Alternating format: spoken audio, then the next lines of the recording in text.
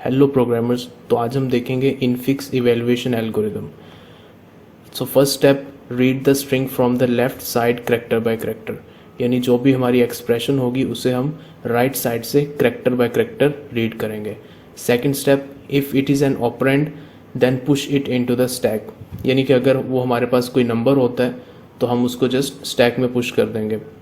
Third step, if it is the first operator plus minus multiply divide then push it into the stack, यानी कि अगर हमारे पास ये just एक operator है और फर्स्ट ऑपरेटर है, यानी स्टैक में इससे पहले कोई भी ऑपरेटर नहीं है, तो जस्ट हमने इसको पुश करना है स्टैक में, राइट।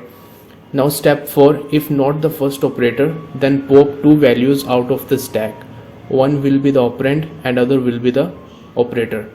अगर ये फर्स्ट ऑपरेटर नहीं है, यानी कि इससे पहले भी स्टैक में कोई ऑपरेटर्स हैं, तो हमने क्या करना है, जस्ट स्टैक से दो वैल्यूज़ निकाल लेनी है, एक उनमें से ऑपरेटर होगा और एक उसमें से हमारा ऑपरेंड होगा यानी नंबर होगा।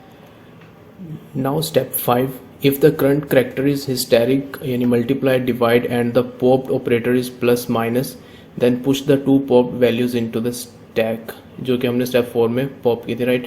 तो यहाँ पे थोड़ा सा प्रेसिडेंस का सीन है। तो प्रेसिडेंस जिसकी हायर है मल्टीप्लाई और डिवाइड, और लोअर प्रेसिडेंस है plus minus, right. If the current character is asterisk यानी मल्टीप्लाई और divide and the popped operator is plus minus, यानी कि जो हम अभी रीड कर रहे हैं करैक्टर वो मल्टीप्लाई है या डिवाइड है, और जो हमने पहले से पॉप किया हुआ है स्टेप 4 में वो प्लस या माइनस है, then push the two popped values into the stack, यानी कि जो स्टेप 4 में हमने वैल्यूज़ निकाली थी वो दोबारा से हम स्टैक में पुश कर देंगे, क्योंकि ऊपर जब हाई प्रेसिडेंस होगी और स्टैक में लो प्रेसिडेंस है तो हम उसको इन कर देंगे, राइट, उसको हम पॉप नहीं करेंगे। Step 6, else for any condition, किसी भी कंडीशन में, और यानी कि अगर ऊपर भी मल्टीप्लाई डिवाइड है और स्टैक में भी मल्टीप्लाई डिवाइड है, या ऊपर प्लस माइनस है और नीचे भी प्लस माइनस है, या जो भी कंडीशन है एल्स, तो उसमें हम स्टेप 6 फॉलो करेंगे। वैल्यू 1 वैल्यू 2 दो जो हमने स्टेप 4 में वैल्यूज़ पॉप की हुई थी, और तीसरी वैल्यू 3 हम एक नई वैल्यू पॉप करेंगे। और हमने लिखना कैसे, जो हमने पहली वैल्यू 3 जो हमने न्यूली पॉप की है उसे फर्स्ट पे रखेंगे, फिर वैल्यू 2 रखेंगे और फिर वैल्यू 1, और वैल्यू 2 में ऑपरेटर होगा कोई भी, and push the result into the stack, और इनको हम सॉल्व करेंगे और जो भी रिजल्ट आएगा सिंपली उसको हम स्टैक में पुश कर देंगे, right. Now at step 7, after step 5 and 6 push the current character into the stack, यानी जो हम करैक्टर रीड कर रहे हैं उसको फिर हम एंड पर स्टैक में पुश कर देंगे, राइट। और step 8, when the string is finished repeat step 6 until we are left with a single value in the stack and that will be our answer. Step 8 यानी कि जब हमने स्ट्रिंग को कम्प्लीटली रीड कर लिया है तो हमारे पास जस्ट एक स्टैक बच जाएगा, उस पर हम स्टेप 6 अप्लाई करेंगे और तब तक करते रहेंगे जब तक हमारे स्टैक में सिर्फ एक ही वैल्यू ना रह जाए और वही हमारा आंसर होगा, right. So now let's jump to the example. तो ये हमारे पास एक इनफिक्स एक्सप्रेशन है जिसको हम सॉल्व करेंगे with the help of stack, right. तो 6 डिवाइड 3 प्लस 2 मल्टीप्लाई 3 माइनस 1, ये हमारे पास एक इनफिक्स की एक्सप्रेशन है, राइट। तो सबसे पहले हमें लेफ्ट साइड से हमें स्ट्रिंग को रीड करना है, राइट। तो लेफ्ट साइड से सबसे पहले हमारे पास 6 आता है, राइट। तो हमने एल्गोरिदम पढ़ा था कि जब भी कोई नंबर आएगा तो जस्ट हमने उसको स्टैक में पुश कर देना। तो 6 आया तो जस्ट हमने स्टैक में पुश कर दिया, राइट। उसके बाद डिवाइड आया, और क्योंकि एक ऑपरेटर है और हम देखेंगे कि स्टैक में कोई पहले से ऑपरेटर तो नहीं पड़ा, क्योंकि नहीं पड़ा था तो जस्ट हमने इसको भी स्टैक में पुश कर दिया, राइट। तो नेक्स्ट हमारे पास क्या आ रहा है, 3, क्योंकि 3 भी एक नंबर है तो जस्ट हमने उसको भी स्टैक में पुश कर देना है, राइट। एंड देन हमारे पास आ रहा है प्लस। तो यहाँ पर हम देखेंगे कि प्लस की प्रेसिडेंस क्या है और जो पहले से स्टैक में ऑपरेटर है उसकी प्रेसिडेंस क्या है, राइट। तो स्टैक में ऑलरेडी हमारे पास डिवाइड पड़ा है जिसकी प्रेसिडेंस प्लस से ज़्यादा है, तो हम इसको डायरेक्टली पुश नहीं कर सकते स्टैक में। तो यहाँ पर हमने अब स्टेप 6 अप्लाई करना है, राइट। तो स्टेप 6 में हम एक न्यू वैल्यू पॉप करते थे, और ये दो वैल्यूज़ हमेशा स्टेप 4 में पहले से ही पॉप होंगी। तो स्टेप 6 में हम क्या करते हैं, एक नई वैल्यू पॉप करते हैं। तो ये न्यू वैल्यू हमने पॉप की 6, और 6 डिवाइड 3 इक्वल टू 2, जो हमारे पास रिजल्ट आया उसको वापस से हमने स्टैक में पुश कर दिया, राइट। अब हम देखते हैं कि ऊपर हमारे पास ऑपरेटर प्लस था और नीचे अब कुछ भी नहीं है, तो हम जस्ट सिंपली प्लस को पुश कर देंगे स्टैक में, राइट। उसके बाद हमारे पास एक नंबर आ रहा है 2, और जैसे कि हमें पता है कि एल्गोरिदम के मुताबिक जब भी कोई नंबर आएगा तो सिंपली हमने स्टैक में पुश कर देना है, तो हमने जस्ट इसको भी स्टैक में पुश कर दिया है, राइट। नाउ हमारे पास ऊपर मल्टीप्लाई आ रहा है और नीचे जो है वो हमारे पास प्लस है, राइट। तो मल्टीप्लाई की प्रेसिडेंस ज़्यादा है, तो इसको भी हम डायरेक्टली पुश कर देंगे स्टैक में। नेक्स्ट हमारे पास है 3, क्योंकि 3 एक नंबर है तो 3 भी सिंपली स्टैक में पुश हो जाएगा। और फिर उसके बाद हम आगे चलते, तो आगे हमारे पास आ रहा है माइनस। तो माइनस की प्रेसिडेंस जो है वो मल्टीप्लाई से कम है, तो जिसकी प्रेसिडेंस कम हो वो किसी भी ऑपरेटर के ऊपर नहीं आ सकता, राइट। तो हमें फिर से स्टेप 6 परफॉर्म करना पड़ेगा।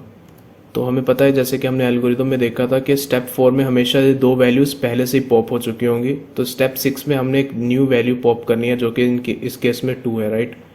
तो हमने 2 को पॉप किया और जो रिजल्ट आया 6, उसको वापस से हमने स्टैक में पुश कर देना है, राइट।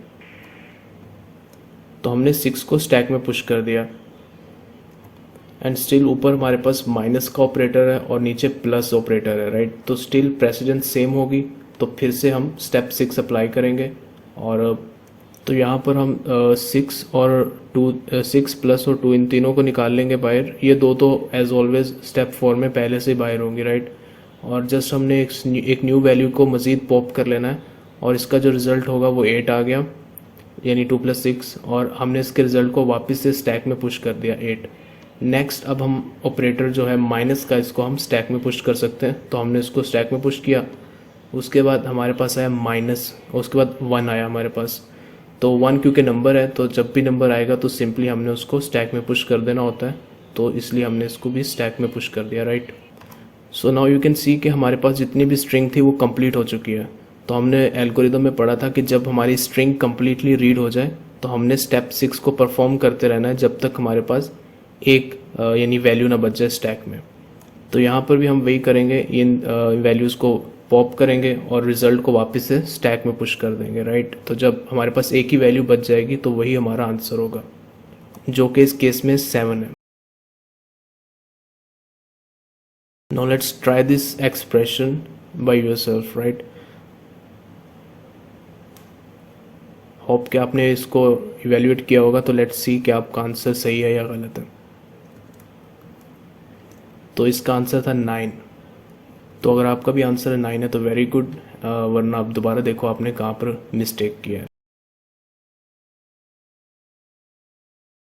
व्हाट इफ क्या हमारे पास एक्सप्रेशन में हमें ब्रैकेट्स दी गई हो, तो हम उसको कैसे डील करेंगे, राइट। ब्रैकेट्स को डील करने का बहुत सिंपल तरीका, आपने जस्ट एल्गोरिदम में 2 पॉइंट्स ऐड करने हैं, right. When the character is opening bracket push it into the stack, and when the character is closing bracket then pop values until we get opening bracket. तो confuse होने की ज़रूरत नहीं है कि अब हम इसको प्रैक्टिकल करेंगे तो आपको मज़ीद समझ में आ जाएगा कि एक्चुअल इसका क्या मतलब है। सो now let's see example, right. तो ये हमारे पास एक एक्सप्रेशन है इनफिक्स विद ब्रैकेट्स, तो हम इसको कैसे डील करते हैं तो वो हम देखेंगे, राइट। तो हमने एल्गोरिदम में पहला रूल क्या पढ़ा इसका, when character is opening bracket just push it into the stack, यानी जब ओपन ब्रैकेट आएगी तो सिंपली आपने क्या करना है कि उसको पुश कर देना है स्टैक में। तो हम हमेशा लेफ्ट साइड से अपनी स्ट्रिंग को, अपनी एक्सप्रेशन को रीड करेंगे, राइट। तो फर्स्ट पे हमारे पास ओपनिंग ब्रैकेट है और सेकंड पे भी, तो दोनों को हमने जस्ट स्टैक में पुश कर दिया, राइट। नेक्स्ट हमारे पास एक नंबर है, तो हमने पहले ही पढ़ा था जब भी कोई नंबर आएगा तो जस्ट आपने उसको स्टैक में पुश कर देना है, तो हमने इसको भी पुश कर दिया। नेक्स्ट हमारे पास मल्टीप्लाई ऑपरेटर है, तो क्योंकि स्टैक में कोई और ऑपरेटर नहीं है पहले से, तो हम मल्टीप्लाई को भी इसमें जस्ट पुश कर देंगे, राइट। नाउ हमारे पास एक और ओपनिंग ब्रैकेट है, तो जस्ट हमने इसको भी स्टैक में पुश कर देना है। फिर हमारे पास 6 है, वो भी स्टैक में पुश। फिर माइनस है, वो भी स्टैक में पुश। फिर हमारे पास 2 है, चूँकि 2 भी एक नंबर है तो जस्ट हमने उसको भी स्टैक में पुश कर दिया, राइट। अब 2 के बाद हमारे पास एक क्लोजिंग ब्रैकेट आ रही है, राइट। तो हमने पढ़ा था स्टेप 2 में कि जब भी क्लोजिंग ब्रैकेट आएगी तो हम तब तक वैल्यूज़ पॉप करते रहेंगे जब तक ओपनिंग ब्रैकेट नहीं आ जाती, right. So let's do this.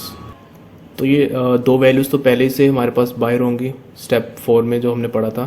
तो हम एक न्यू वैल्यू पॉप करेंगे 6 एंड देन हम उनको इवेलुएट करेंगे, यानी 6 जो न्यू वैल्यू आई वो पहले आएगी, फिर ऑपरेटर आएगा, फिर लास्ट वैल्यू वो आएगी, राइट। और 6 - 2 = 4।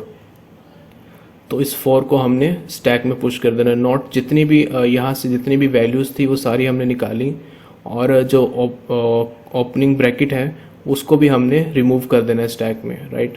तो 4 × 4 और ये दो ओपन ब्रैकेट्स जो पहले से स्टैक में थे, राइट।